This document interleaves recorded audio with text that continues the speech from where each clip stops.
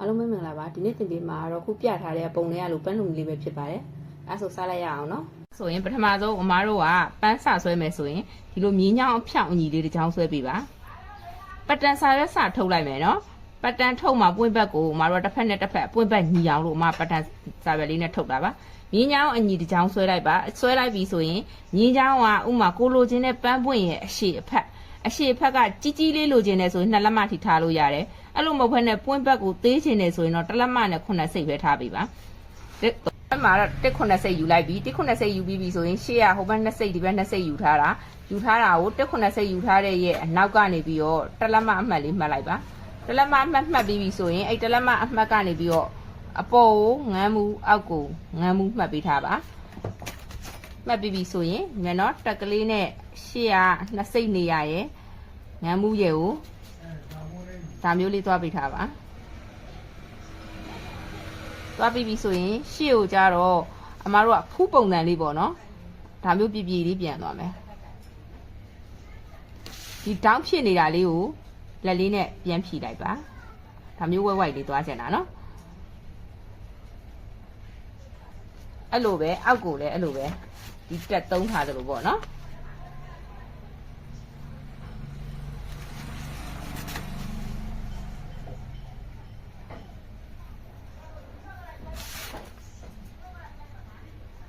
ခုဒီလိုဖူးဖူးလေးသွားပေးပါအရှည်ကတော့2လက်မယူခြင်းလည်းရတယ်1 9စိတ်ယူခြင်းလည်းရတယ်ဒါပေမဲ့ပွင့်ဖက်ကိုကြည့်လိုက်တာတစ်ချမ်းသူ့အရှည်ယူရင်ယူသလိုပွင့်ဖက်ကြည့်သွားမယ်နော်ခုမှနည်းနည်းသေးခြင်းတဲ့အတွက်ပွင့်ဖက်ကိုသေးယူရတယ်ကဲအဲ့ဆိုရင်ဒါလေးကိုညှက်ထုတ်ပေးထားပါညှက်ထုတ်ပေးလိုက်ပါပြီညှက်ထုတ်ပြီးပြီဆိုရင်အမတို့ပန်းလုံးမဲ့ပိတ်စလေးကိုချပေးပါအခုအမရဲ့ပိတ်စကလေကော်ပိတ်ကတ်ထားပြီးအသားမာတာမဟုတ်လို့အမလိုင်းနေစားမထည့်သုံးပါဘူးတကယ်လို့ဥမာအသားကကော်ပိတ်တွေမပါဘဲနဲ့ပြော့တွဲနေတဲ့နေရာဆိုရင်တော့အမလိုင်းနေစားလေးထည့်သုံးတယ်ဒါမှပန်းလေးကထောင်ပြီးမအောင်လို့ခုကအမအသားလဲမာတယ်ကော်ပိတ်လဲကတ်ထားတယ်ဖြစ်တဲ့အတွက်လိုင်းနေစားမသုံးတော့ဘူးเนาะပြီးပြီဆိုရင်အစလေးကိုဒါမျိုးလေးခောက်လိုက်ပါခောက်ပြီးပြီဆိုရင်အရှိမအမားကပြန်ပြီးတော့မှဒီလိုရှုံပြီးတော့မှထပ်ပြီးလုံးမဲ့ပန်းဖြစ်တဲ့အတွက်ရှေ့ကို3စိတ်လောက်ခြံပေးပါခြံပြီးပြီဆိုရင်ပက်ပက်လက်ကိုချုပ်စာပို့ပြီးတော့ညှက်ပြီးပါမယ်เนาะပန်းကိုဒီလိုလေးအပင်လေးတွေ့ပြီးတော့ညှက်လိုက်ပါအလဲကောင်းမဖြတ်နဲ့เนาะဒါချုပ်စာလေး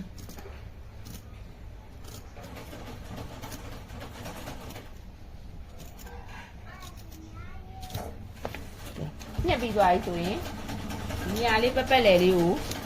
လှိမ့်မင်းလေးရင်းနဲ့လှိမ့်မယ်နော်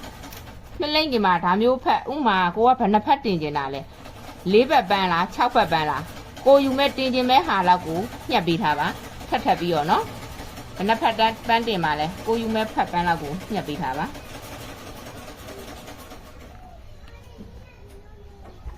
4ဘက်ပန်းတင်မယ်ဆိုရင်တော့10ခုဖြစ်ရမယ်နော်ဟိုဘက်ဒီဘက်ကိုပြန်ချုပ်မှာဆိုတော့တကယ်လို့4ဘက်ပန်းဆိုရင်တော့အမားတို့က10ခုဖြစ်အောင်ညှက်ရပါမယ်ခုဒါမျိုးလေး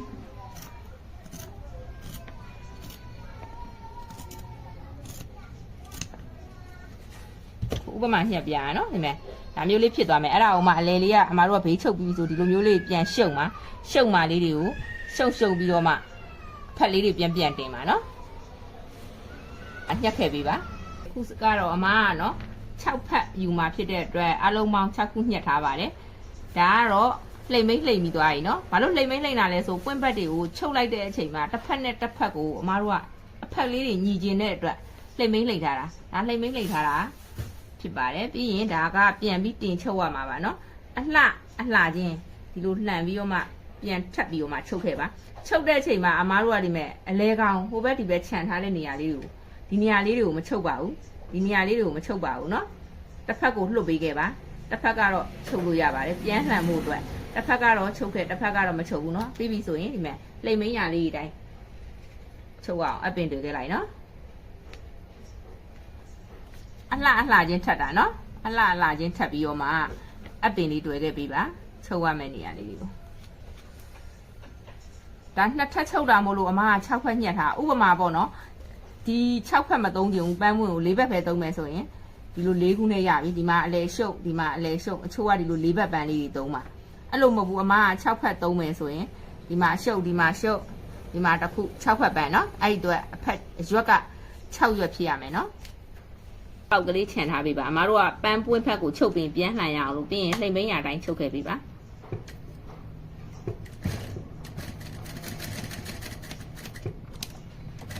ချုပ်တဲ့ချိန်မှာလေတရွက်လေးအတိုင်းဝဲဝိုက်လေးနဲ့ရှေ့အညွန့်လေးကိုဖူးဖူးလေးဖြစ်အောင်လို့ချုပ်ပေးပါတစ်ချက်ချင်းเนาะရှေ့ကိုလည်းဖူးဖူးလေးဖြစ်ခြင်းနဲ့ဒီအပေါ်လေးကိုလည်းတရွက်ပုံစံမျိုးလေးပေါ့နော်ဝဲဝိုက်လေးသွားခြင်းနဲ့အဲ့အတွက်ချုပ်ကြဲကဝဲဝိုက်လေးနဲ့တရွက်ပုံစံလေးပေါ်အောင်လှလှလေးတစ်ခါလေးချုပ်ပေးပါ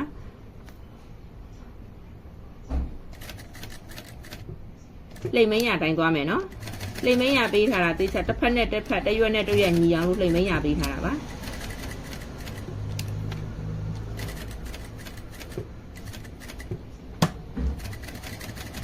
မင်းတို့အလဲကောင်းမှအပေါက်လေးခြံပေးထားပါပြန်လှန်လို့ရအောင်လို့မှအောက်တစ်ချမ်းကိုအပေါက်ခြံထားပါတယ်ပြီးပြီဆိုရင်အချီတုပ်ပြီးတော့ဖြတ်လိုက်အောင်ပါပဲ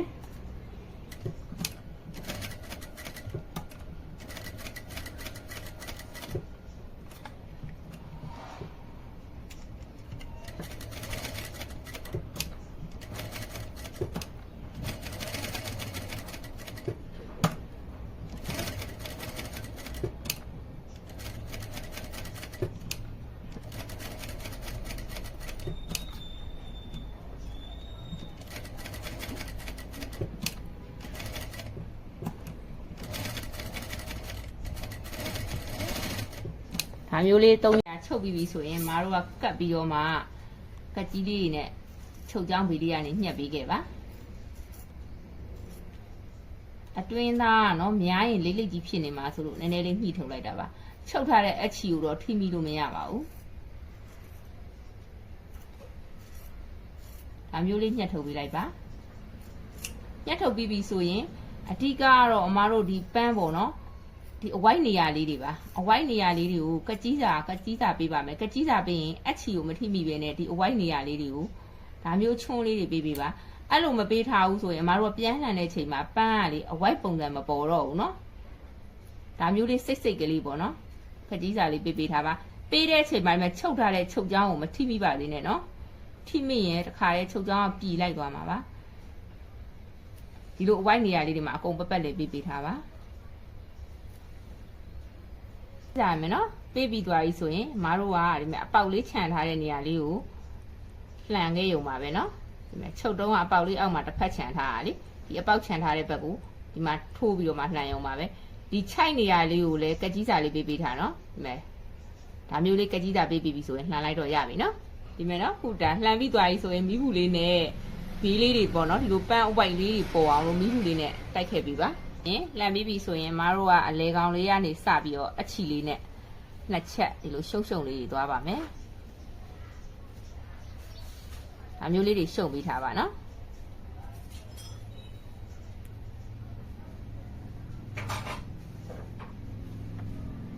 ရှုပ်ပြီးပြီဆိုရင်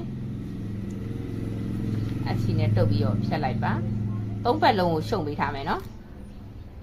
ပြီးပြီဆိုရင်မတို့ကကိုလိုချင်သလိုဒီဇိုင်းလေးထပ်ပြီးပါမယ်အမ6ဖက်ပန်းဖြစ်တဲ့အတွက်ဒါမျိုး6ခုအညီဒါမျိုးလေးထပ်မယ်နော်တကယ်လို့4ဘက်ပန်းဆိုရင်4ခုအညီထပ်ပါဒီမဲ့နော်ဒါမျိုးလေးထပ်ပြီးပြီဆိုရင်လက်ချုပ်အပ်လေးနဲ့ပန်းပုံစံလေးကိုတွေ့လိုက်ပါခုပန်းဒီဇိုင်းလေးကိုတွေ့မယ်နော်လက်ချုပ်နဲ့နော်ပန်းမွင့်လေးကိုကိုလိုချင်သလိုထပ်လိုက်ပြီနော်ထပ်ပြီးပြီဆိုရင်အပေါ်ကနေအလှသီးလေးတင်မယ်အလှသီးကပလဲကျဲသီးအလှလေးတင်ကျင်လားထုတ်သီးတင်ကျင်လားကြိုက်တာတင်လို့ရရယ်နော်ဒီပဲနော်အမားတော့ဒီမှာပလဲလုံးကျဲသီးလှလေးတင်လိုက်ပါမယ်ဘာလို့လဲဆိုတော့အမားကဒီမှာ6ဖက်ပန်းဆိုတော့ပန်းကဘေးမှာကားကြီးတယ်အဲ့တွေပလဲလုံးကိုကြီးတာသုံးပေးထားတယ်ဥမာ4ဘက်ပန်းဆိုရင်4ဘက်ပန်းပဲယူခဲ့မယ်ဆိုရင်အမားပွင့်ဘက်ပြားကိုဒီထက်ပိုကြီးလိုက်မယ်ခုနအမပထမနမူနာပြောသလိုပဲအရှေကို2လက်မယူမယ်ဒီမှာငန်းမှုစီဖောင်းမဲ့နေရာတွေကိုကျတော့အမဒီမှာပို့ဖောင်းလိုက်မယ်ဖောင်းပြီးတော့ပွင့်ဘက်ပြားကြီးရပြီးတော့မှ4ဘက်ပန်းလေးလှုပ်လို့ရတယ်ခုဟာအမပွင့်ဘက်များခြင်းတဲ့အတွက်6ဖက်ပန်းလှုပ်လိုက်တာနော်ပြီးရင်အပေါ်ကဒီအလှသီးဥမာဒီလိုဟာမဟုတ်ဘဲနဲ့တခြားဟာတက်ချင်လဲရသေးရဲ့နော်ဟောနော်အမပြသလိုလှသီးကိုကြိုက်တာလေးတွေတင်လို့ရတယ်ဒီမှာဒါမျိုးလေးတွေတင်မလားဒါလေးတွေတင်မလားအဓိကကတော့ light ဖက်ဖို့အဓိကပဲအမကကြတော့ဝတ်ဆံကိုကြီးကျင်တယ်ဆိုရင်ဒါမျိုးလေးကိုသုံးပေးလိုက်မယ်နော်ဒါလေးနဲ့ဆိုရင်ဝတ်ဆံကနည်းနည်းသေးနေတယ်သေးနေတော့じゃပန်းပွင့်ဖက်ကကြီးပြီးတော့ဝတ်ဆံလေးကသေးနေအမမကြိုက်ဘူးနော်မကြိုက်တဲ့အတွက်ဒီကြီးရလေးကိုပဲသုံးပြီးတော့မှအမတို့ကလက်ချုပ်နဲ့ပေါ့နော်ပြန်ပြီးတော့မှဒါလေးကိုထိန်းရအောင်နော်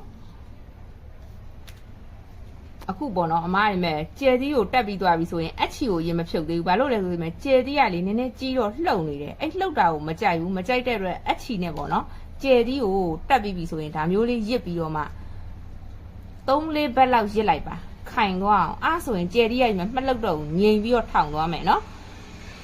အမားတော့5 ဘက်ရစ်တယ်နော်5 ဘက်ရစ်လိုက်တယ်ဒီမဲ့ရစ်ပြီးပြီဆိုရင်ကျယ်သီးကမှခိုင်သွားပြီမှတ်လောက်တော့သူ့ဟာနဲ့သူဝစ်ဆန်ပုံစံမျိုးထောင်သွားပြီနော်အဲ့ဟာပြီးပြီဆိုမှအမတွင်းထဲကိုလှန်ပြီးတော့မှတုတ်လိုက်ရုံပါပဲဒီမလားဘက်ကိုနော်တုတ်လိုက်ရုံပဲအားဆိုရင်မကျေတီးတည်းကသူ့ဟာလေးနဲ့သူထောင်ပြီးတော့မှလှပါမယ်ဝင်းပတ်လေးတိုင်းနော်ဒီမှာနော်အမကပန်းကိုဒီမှာတင်မယ်ဆိုတော့ပန်းရဲ့အောက်ကနေပြီးတော့အမကျိုးကြခြင်းသေးတယ်အဲ့တော့ကျိုးလေးသွားထုတ်မယ်နော်ကျိုးထုတ်မယ်ပန်းတင်မဲ့နေရာလေးကိုကြိုက်တဲ့နေရာလေးမှာအမှတ်လေးမှတ်ပြီးထားပါဒီစောင်းစားဖြစ်ရမယ်နော်ကိုလိုချင်တဲ့အရှိကျိုးကိုချုပ်ပေးထားပါ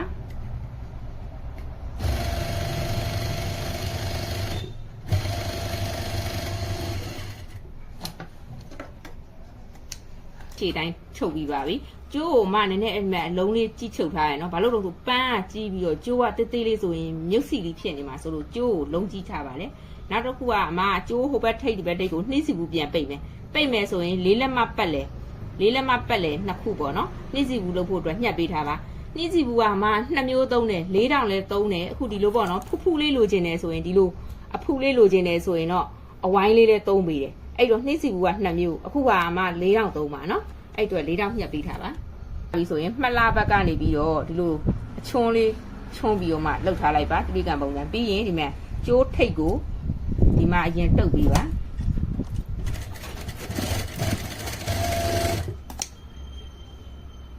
ကျိုးထိတ်ကိုတုပ်ပြီးပါတုပ်ပြီးပြီဆိုရင်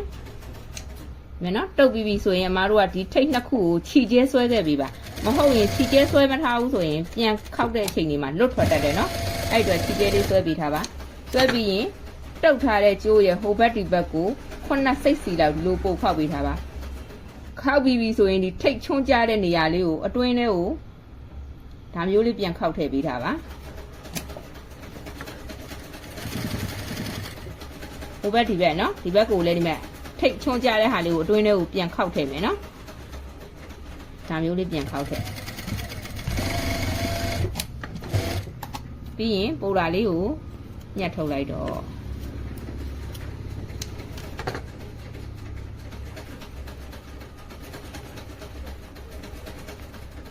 နော်ဒါလေးက4 တောင်ခုနကကြတော့အဝိုက်ပုံနဲ့ခုမှ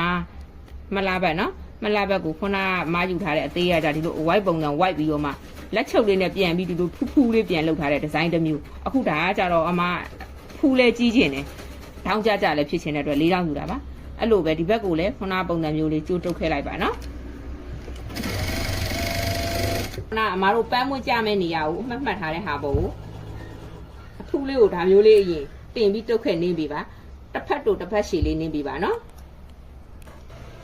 ကြာဘူးလုပ်ပြီးသားကျိုးလေးတင်ပြီးပြီဘာလို့အမအရင်တုတ်တာလဲဆိုတော့လက်ချုပ်နဲ့ဆိုရင်မခိုင်ဘူးပါညာဖြစ်မှာဆိုလို့အရင်တုတ်လိုက်တယ်နော်ဒီမှာဆက်နဲ့တုတ်ပြီးပြီဆိုရင်အပေါ်ကနေအလှလက်ချုပ်လေးနဲ့ပန်းလေးကိုဒါမျိုးလေးအုပ်ပြီးတော့မှတက်ခက်လိုက်တော့အားဆိုရင်တော့ပန်းတက်တာလေးလှလေးပြီးသွားပါပြီ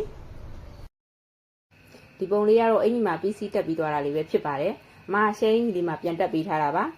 အကုန်လုံးပေါ့နော်ကြိုက်နှစ်တက်တယ်ဆိုရင်လိုက်လုပ်ကြည့်လို့ရပါတယ်တစ်ခုချင်းတစ်စင်ချင်းစီမှာလိုက်လုပ်မယ်ဆိုရင်တော့နားလည်လွယ်လာပါလိမ့်မယ်ကဲအားဆိုရင်အားလုံးပဲအဆင်ပြေကြပါစေ